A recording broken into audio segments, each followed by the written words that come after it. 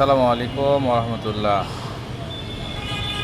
বন্ধুরা, আমি বর্তমানে অবস্থান করতেছি দৈনিক বাংলার ঠিক একটু পেছনে রহমানিয়া হোটেলে, লিফটের 10-11 তলা।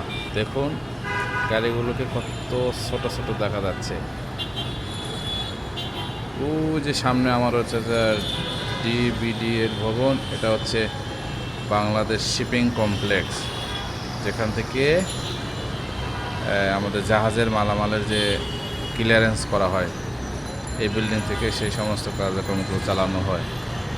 আর আমার এই ঠিক বরাবর এই যে বিল্ডিংটা দেখতেছেন, এটা হচ্ছে মানে সিটি সেন্টার বলা হয়।